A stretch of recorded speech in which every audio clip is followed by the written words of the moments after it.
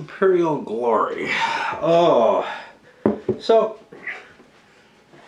what got me excited about this game, and very, very willing to undertake it, even under my current situation, was the link to Empires of the Middle Ages, which is, you know, it's one of my very long time favorite games. One which has, which was like a Grail game when it first came out, in terms of really hard to find, and one that I wanted so very desperately, and I was lucky to get a copy eventually within a couple of years of when it did come out. And it's provided me with so much fun throughout my life. It no longer holds the same magic to me that it once did, but the idea of trying to translate that into the Imperial era that this represents, which is Rome, Parthia, Han, and Kushan empires, basically in one small slice of time. It's not, the growth of Rome. It's, let me see if we've got this here specifically. We're looking at, I don't know.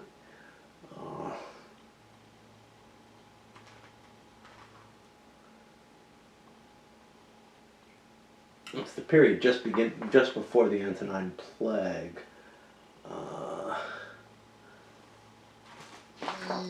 Do we have it in the intro? Yeah, okay. So from 50 to 220 in the Common Era. So you've got, the Empire in place, the Han Dynasty already in place, but kind of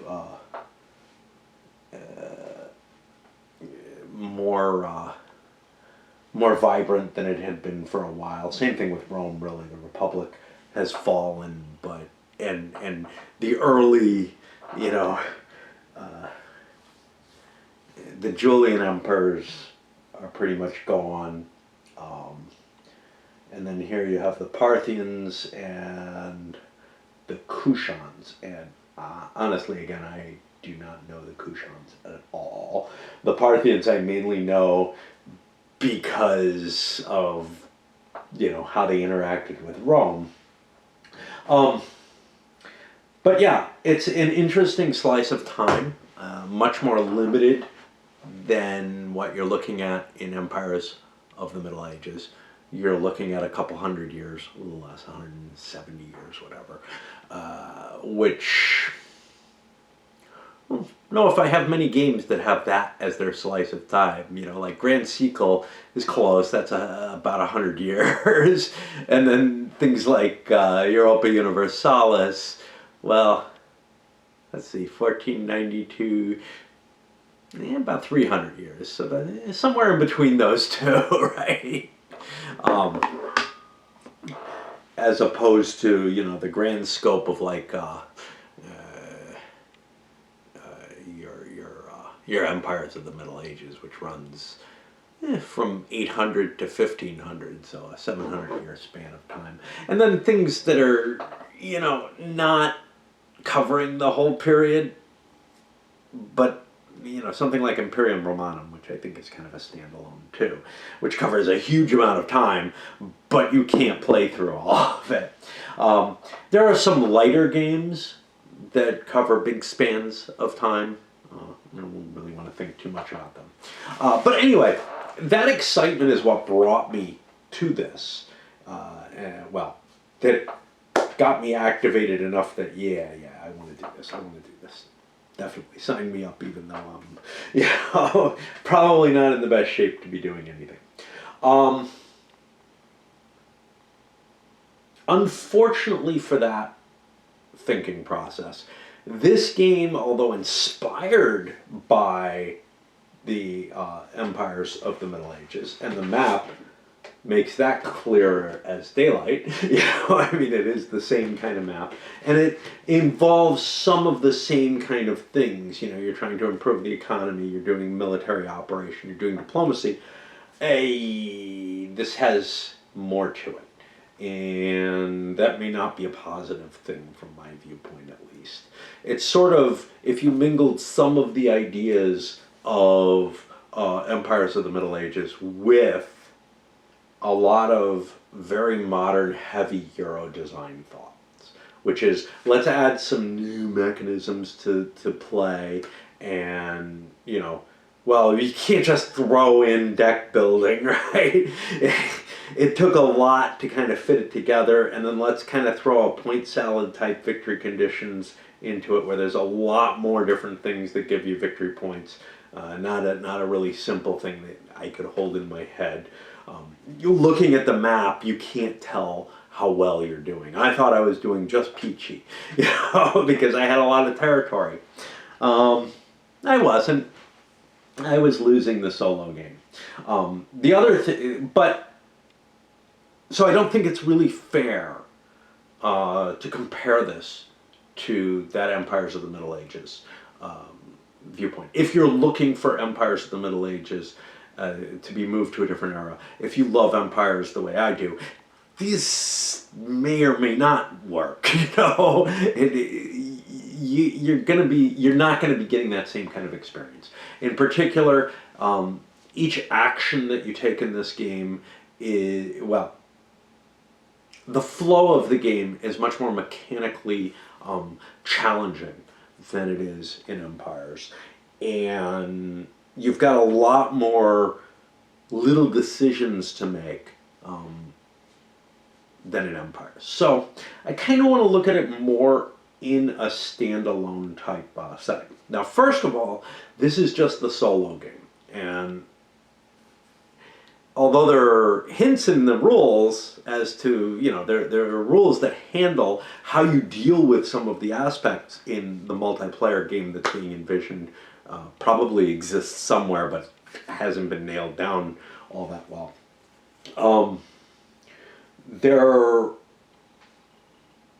There's no way that I can really talk about how that's going to work. The main cool thing to me about that is actually the way the plague passes.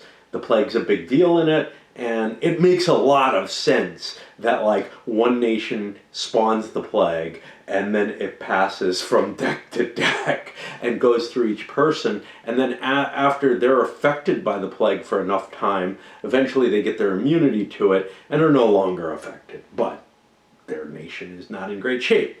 That's a really clever mechanism that I like a lot. Let's take a look at some of the components. Now, first thing was, usually GameCrafter's been really good in terms of, like, I haven't ever had wow, something's screwed up before with the things, and Rick is not the only person who has sent me things through GameCrafter. I've never ordered anything myself through them, except, I think, an expansion to Founding Fathers. I'm not sure. I think I ordered one. But normally they're sending you stuff that, works. Well, the first copy that I got, the rulebook was put together in a weird and messed up way. And also a couple of the pieces that, supposedly were here. There's supposed to be 10 influence markers. They weren't all there. 8 of them were missing. And okay, that was not that big a deal. I can replace those. But obviously, if you were buying it yourself, you kind of expect to be getting what's coming. And I'm sure that, they handle that perfectly fine. Again, I wasn't the one to deal with it on any level, so that's okay. So, the chits themselves, let's talk about the chits first. The military chits, so these are laser cut. Take your taste on them. I like laser cut counters. They smell nice. And they smudge my fingers up, but the counters don't get smudged. The smudging cleans off them easily. But the military counters, for the most part, hey, pretty simplistic designs on them. I had a little trouble reading them at times. Again, the symbolism, etc., on it, it was not as easy to see as, say, when you see when you see the kind of symbols on, like the GMT with the elephants pictured on them. Instead, you've got something like this. Now, the elephants are pretty clear, but some of the others, maybe I had a little bit of trouble determining. These are your randomizers for the game. They go in a cup.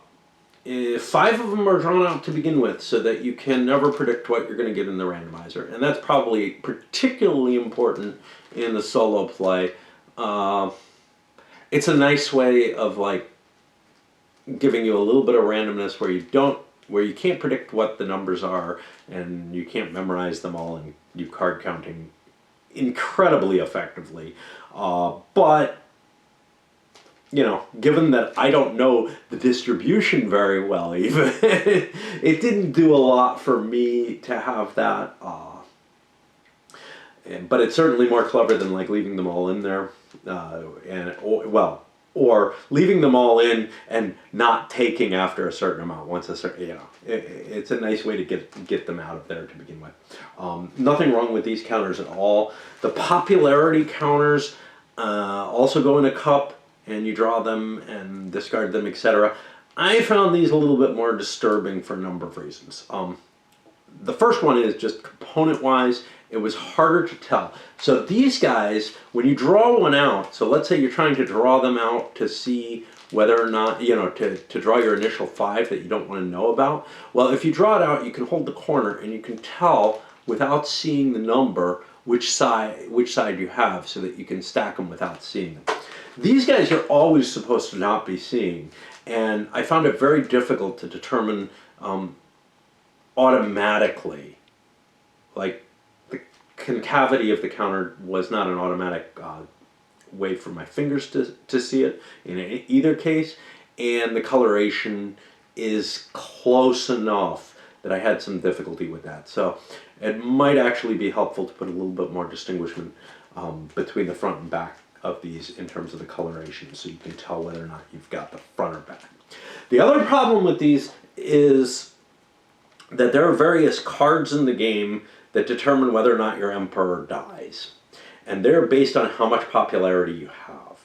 And I felt like maybe there were too many games you could play with extending your emperor's life. Now, they're not guaranteed games, okay? You don't know what these counters are usually, although you might have a clue what they are, and you don't always have the opportunity to remove the counters safely.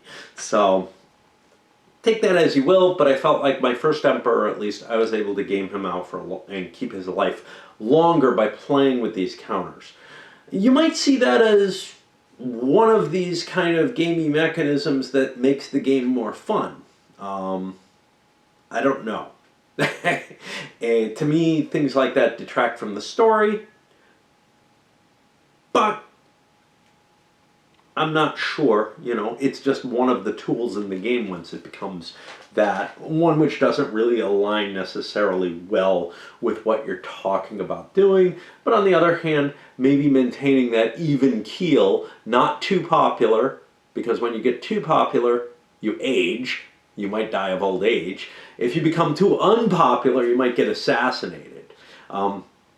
Age is not adequately represented, though, by this fact that, like, I can use Subterfuge to remove some of my popularity counters and get myself money.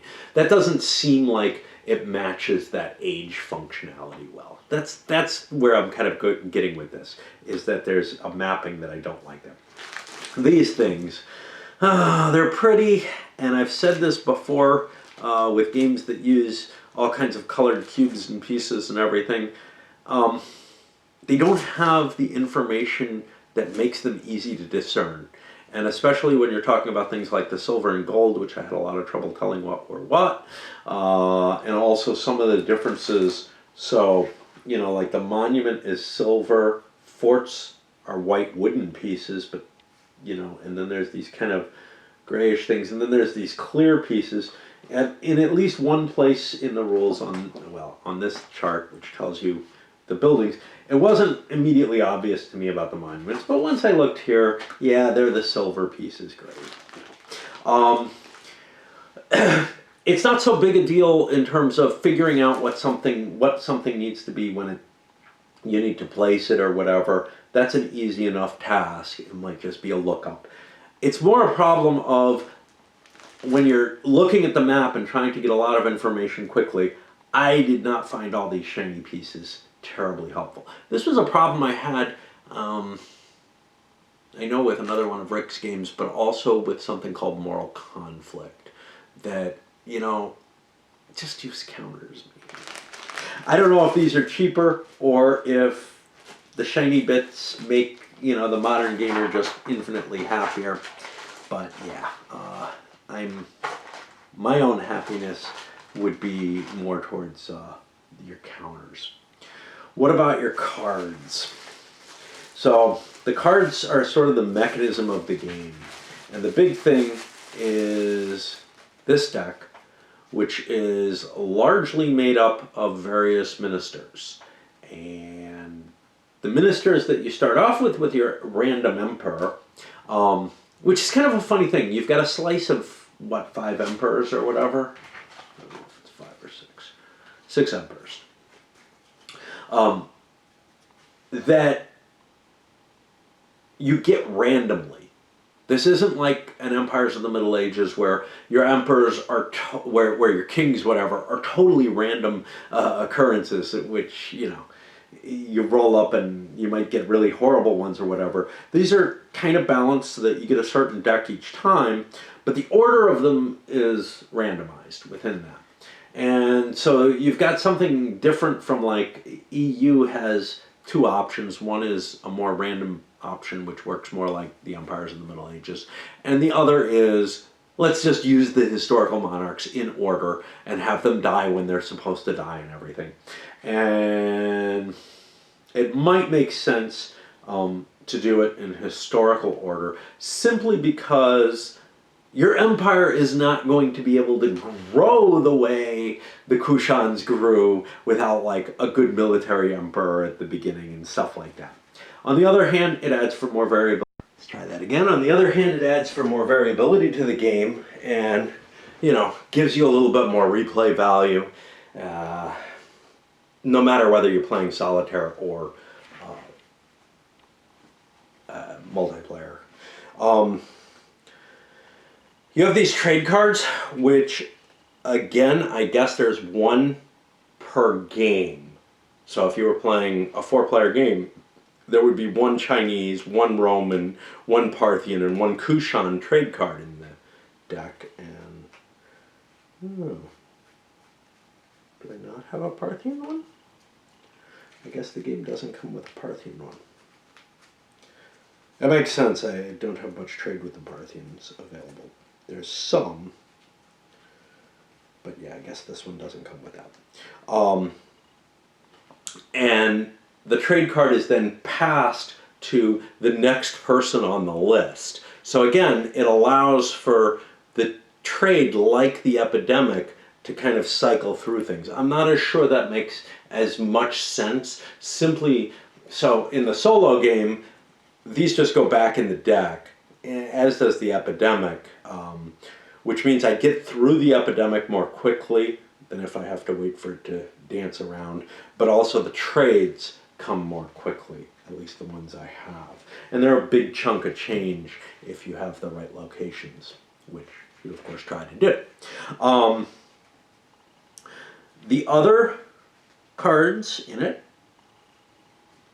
is 1 for each province in the game, which tells you the recruiting capability, but also triggers the possibility of taxing that province, which can only, again, these only come up once per deck each. So each province gets taxed once in a deck. A deck becomes sort of the equivalent of a hand around in Empires of the Middle Ages in that sense, where you, in that game, you get to tax everything each round.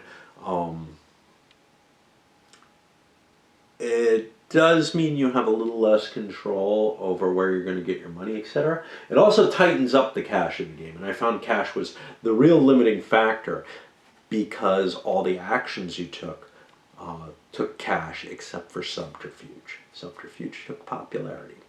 But you have a number of different ministers, each of which does something. So like arts and philosophy basically do the same thing. Arts allows you to create monuments and stuff, which is one deck of cards. Philosophy allows you to create science, which doesn't give you any particular advantages in play. It's just victory points at the end of the game if you hold on to all that stuff. And it's possible from a civil war that you might, from losing your capital, that you might lose some of these values. Subterfuge, when you get this agent, you have the option to either cull your deck by a card from your discard pile, one of your ministers, or to grab a bunch of money. And either of these options reduce your popularity. This is a mechanism that you want to use to extend the life of an emperor, perhaps. So it's not necessarily a cost to do. I viewed these subterfuge cards as one of the ways of trying to keep my emperors alive.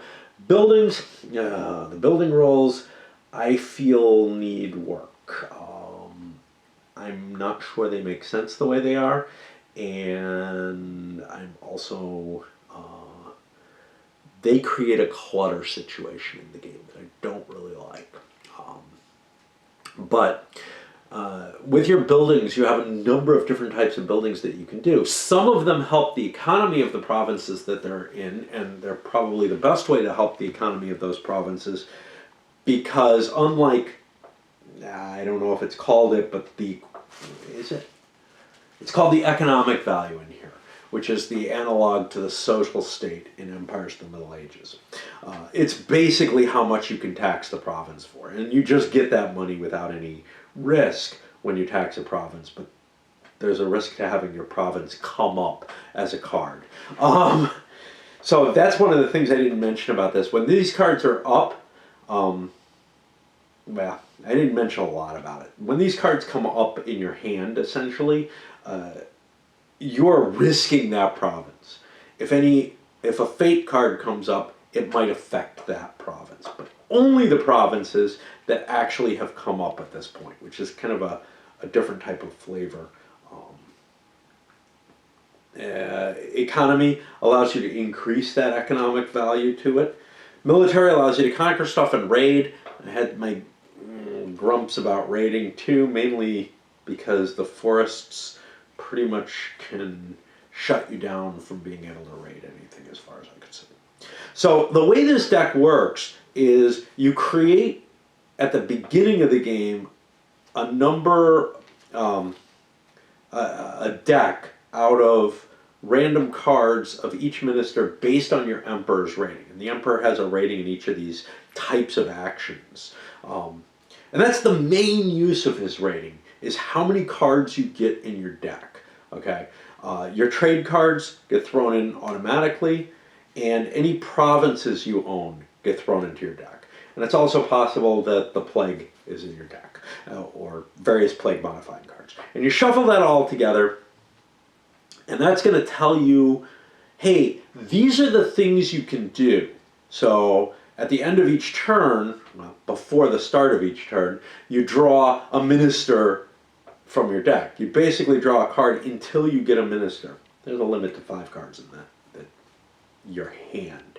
This is your hand, and it may consist of a certain number of provinces, which you're going to be able to tax and raise troops in, trade cards, which just give you money if you have the trade, and ministers. Now, like I said, you draw until you get one minister. That's the minister who your emperor is interested in doing something with. If you want, on your turn, to do something different than what your emperor wants to do, you spend these influence chits, which I found it was quite possible. It was pretty easy not to expend as long as you don't fail too often. And as long as, as long as you don't screw up and say, yeah, I wanted a different minister, but I like the one I got first. Basically, if you pick a later minister and he succeeds, you save your influence. But if you're forced to go back to an earlier minister, you lose some influence. And if you fail or don't do anything, you lose influence with the emperor, which gives you less opportunity to do this. There's a way of generating influence. One way is by dying. When you die, you generate new influence based on the popularity of the last emperor. And that replenishes your influence in general. But if you happen to run out, you can start drawing cards off the top of the deck and creating and getting influence that way. That seemed like a really horrible thing to me because running through the deck is the time aspect of it. And if you run through it getting influence, the useful cards, the trade and the tax cards, don't count for you. They just kind of screw you. You're losing that tax or trade capability. So it seemed like a big expense to try to get influence that way, and I avoided it, I think, wisely. The second thing, I don't know what I was going to say there. Anyway, I don't know. If you succeed in your action, you get some popularity, your action takes effect on the board, and you get the opportunity to add another minister to your discard pile. So you're getting to grow your deck. Now there's a lot of, I don't know what I'm doing with that, right? Like I get the rules, but I don't know how to best sort of tune your deck there. And you've got like a couple of tools that let you tune the deck. Whenever you succeed, you can draw the top minister who's face up, so you know what you're getting, and throw it into your discard pile. Or if you get a subterfuge card, you can use that to remove a minister from your discard pile that you don't like anymore. Oh, what about these guys? Okay, so a bunch of different things. One of the biggest is the fate cards. At the end of every turn, you're going to draw one of these, and something may or may not happen. You have to meet certain conditions. Quite often those conditions are, do you have a province in your face-up hand? If you don't have one, many of the cards don't do anything. If you do have one, bad or good stuff, usually bad, might happen to that province, including barbarians and stuff like that. There are also Kill the Emperor cards in here. Kill the Emperor cards generally work off of, do you have a lot of popularity or do you have very little popularity? And having either one of those can get you killed very easily. So you want to keep kind of a middle level of popularity, because as long as you're middle level popularity, you're not considered old. You can't do nothing, and you can't, like, if your emperor is doing stuff successfully, he's aging. If he's failing to doing stuff, he's getting younger and less popular is kind of the thing. And if you have too little popularity, which could just be you're a young emperor, you could be assassinated. So both those mechanisms feel a little wanky to me. You have this deck of combat cards, which are basically, however good your general is in combat, you get that many cards, and you'll be able to impact the combat chart, which is a very interesting piece of the game, and we're going to talk about that in some detail. And then you have the arts and science cards, which are really just victory point cards, and the better they are, the more they cost to do, and the more victory points they're worth by a little bit. Okay, so the battle board, and all that card manipulation and, you know, drawing something and making a decision based on what cards you have in your hand, etc. That's the stuff that makes me feel like this is a game that goes way outside of the type of game that Empires of the Middle Ages is. And I said this before, Empires of the Middle Ages has a very, very lightweight system once you get used to it, for the most part. This one, yes, the mechanisms of handling the cards, it becomes second nature. There's no question of that. But I find myself regularly having to look at this sheet to figure out, well, not this one, actually the rule book, because this sheet didn't give quite enough information for me to feel comfortable. I don't know why. Mainly, I think it's too hard to read. It's too busy, too much information on it. So I found myself flipping through the rules regularly instead to figure out, hey, how does this operation work? Towards the end, I was beginning to rely more and more on this, which is a good thing because it's a hell of a lot easier than flipping back and forth through the rules. The rules are not organized in the most accessible way for me. As an example, there are rules that come after the designer's notes, and we're not talking about optional rules here, but they're things to do with the fate cards. And then, the victory conditions are kind of split between two places and stuff like that. But there are a lot of things that kind of irked me about the rules.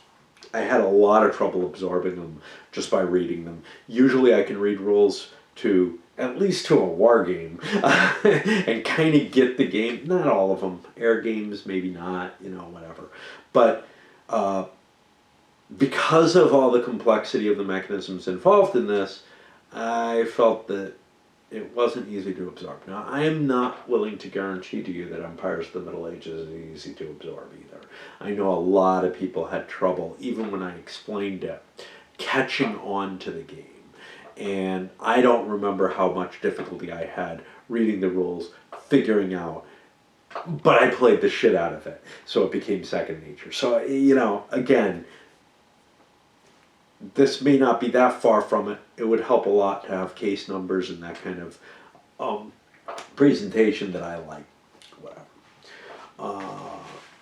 Okay, for the battle board, what goes on here?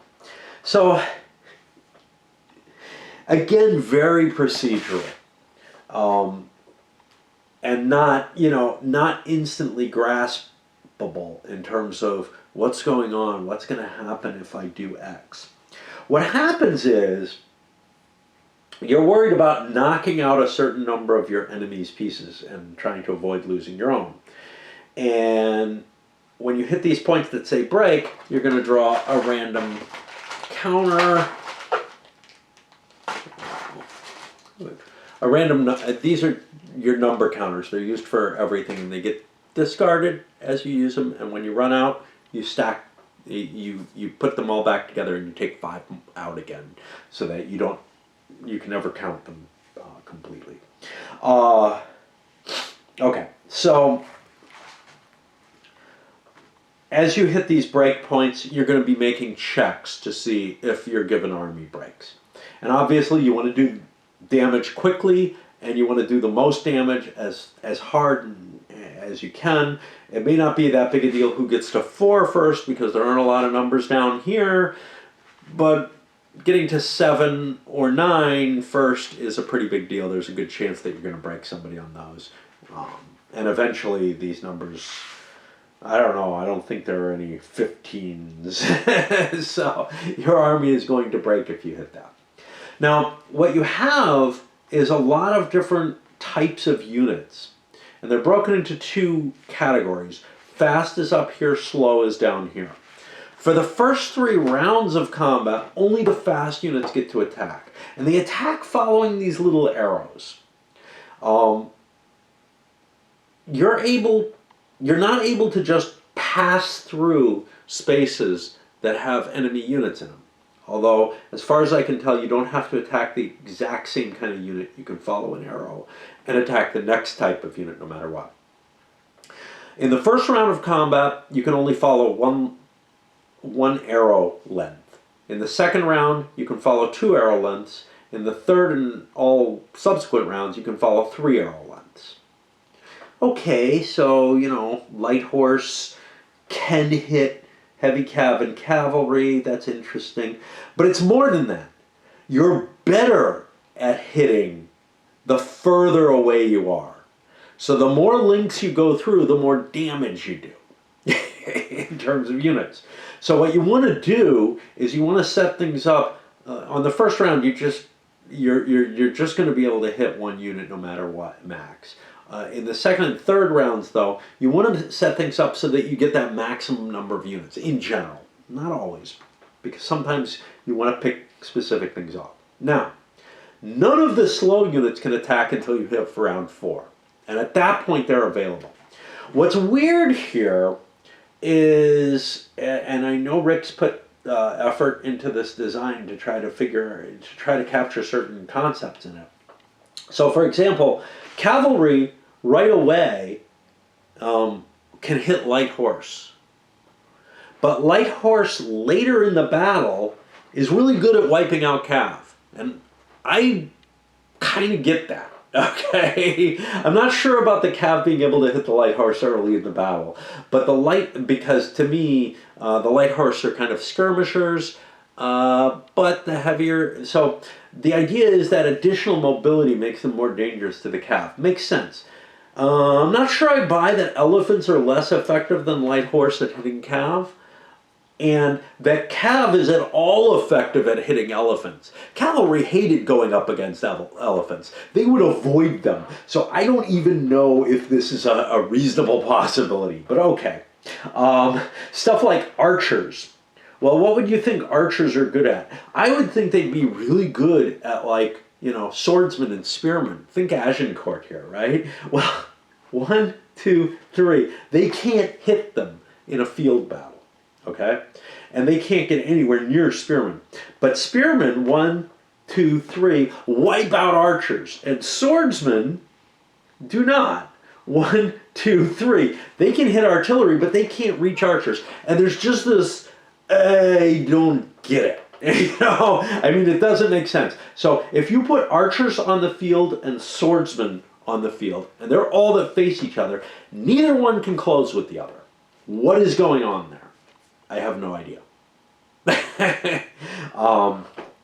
You throw a fort into the battle, and everything becomes even weirder. Where, if cav are in the fort, they can be essentially immune to being attacked by many, many different types of things. And I'm looking at this and saying, I don't think this works. Okay? But it does provide, like many mechanisms in this game, an interesting game experience, I guess. It's not the kind of thing that I was looking for. I just do not believe this works. And I know that there's some kind of really clever idea behind it, but it doesn't quite fall together correctly from my view. Let me look through the rules and see if there's anything. I'm not going to go through and try to, I went through the things where I thought there were problems as I hit it through the playthrough. I'm sure Rick is seeing those. I don't want to go into too much about that. I do think the rules need some buffing, no matter what, even if you want to keep the game as it is, more or less.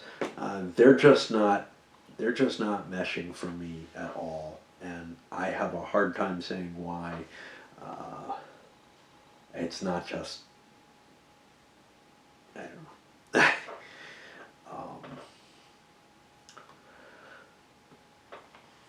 It's an organizational thing more than anything else, I think. Maybe a quick start or something like that would help, but I just don't know. Trying to see.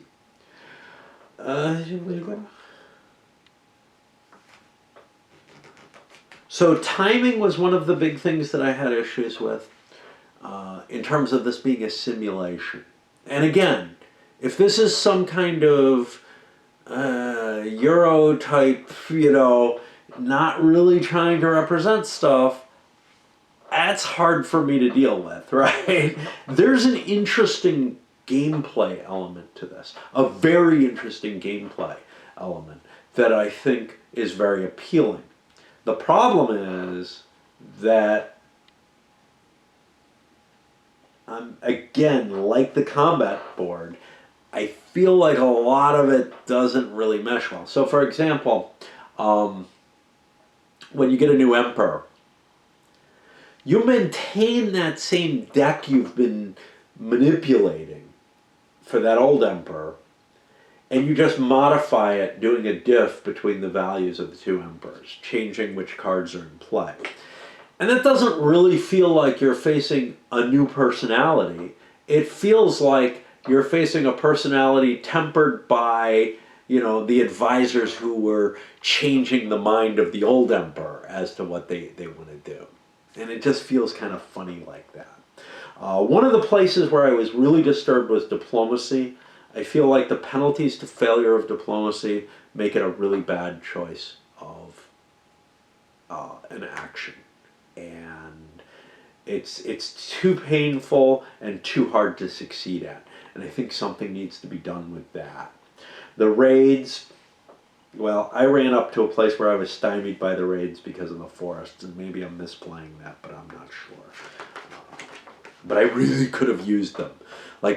So money is a hard thing to get in the game. Now, loans are an easy thing to get in the game, so you can, I guess, take out lots of loans to get yourself enough money to do stuff. I am really, really opposed to doing that, emotionally. I'm not a person who can borrow money very easily for investments, etc. But, that may be more my problem than the game's. You don't have that mechanism in Empires of the Middle Ages. You can't deficit spend, so money has to be more available. But I found myself struggling trying to make sure that I wasn't getting too deep in debt. Because the deeper in debt you are, each time the deck goes through, remember, the deck is time. Each time the deck goes through, or your emperor dies, you have to pay all your soldiers, and you have to pay your debt. Let's see what else.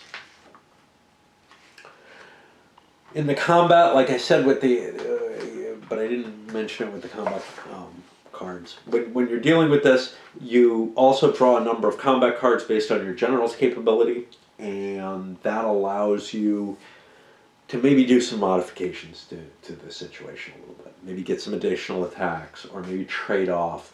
I'll let you have an attack now, and I'll get some more later, or steal somebody's units, or something along those lines, which is kind of interesting. I found it frustrating that the fate cards usually had no effect. That's a design decision in the game, there's no question about that. Where, hey, do you have a province showing, then something happens. Or, hey, did you lose a battle this round, then something happens. Largely, they were just, oh, I'm drawing a card, yeah, nothing happens. Yeah, nothing happens, It felt like I was doing a little too much mechanical stuff with drawing that card, but it's not that big a cost. I don't know. A fair number of the cards, though, end up being rare situations. And they're rare situations that you have to look up in here. And is there something else? The rebellion checks are referenced elsewhere in the rules and not well pointed to back here. This appears to be just a fate card note. The reality is you could get rebellions from failing to do operations like diplomacy, which, again, I am not thrilled about that particular one. If you lose your capital, that's a pretty bad thing. You can lose a lot of your victory points from that. Oh.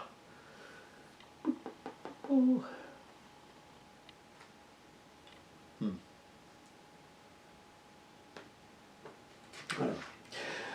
Overall, I think there's a really interesting game mechanism here. I found myself enjoying the game mechanism more than the story.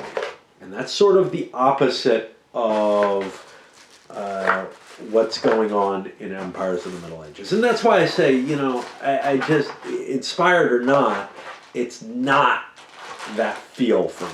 The Empires of the Middle Ages is a game that has very simple mechanisms in it, and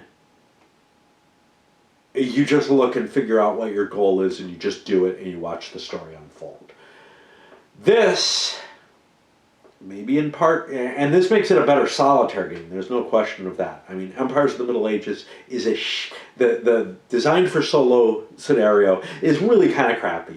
You just do stuff. It's really, really easy. The only thing that makes Empires of the Middle Ages interesting is that player versus player interaction, the diplomacy, and there are plenty of problems with that game. So, don't take me, even though I love it, don't take me with it's the perfect game. It's not. It's not. It's not by any means. It's got real issues with it.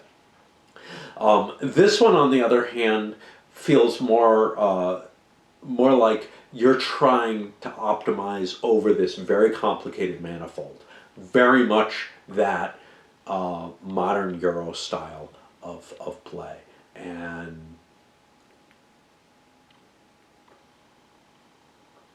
I found it more interesting than most of the modern Euros because, it is tied to the history fairly nicely. And the things that I'm figuring out involve, hey, does the combat system make sense? That's an interesting question for me when I'm looking at a game and playing with it. Does the ministerial system make sense? And I'm not sure, some of my favorite games are ones where I can't figure that answer out. And this one, I'm pretty sure that I have figured out that no, it doesn't, at least with the combat system. But I'm not absolutely positive, so I'd probably need another game or two to make my mind up completely on that. And certainly the ministerial system, I think, has a certain cleverness to it that does represent something. It's just a little off. It doesn't disturb me anywhere near as much as the combat system. Anyway, it's an interesting entry. I am curious to see how it ends up working in the opposed flavor of it, where you're dealing cards off to each other. Of course, I'm not sure I'll get a chance. But, yeah. I think it's saying it takes 180 minutes. It probably is a little short. I mean, you can see how much I played on it, but again, I'm stumbling around through it. But it was 6 play videos. That was at least 6 hours of play. Probably more than that. There is a shorter scenario or no? No.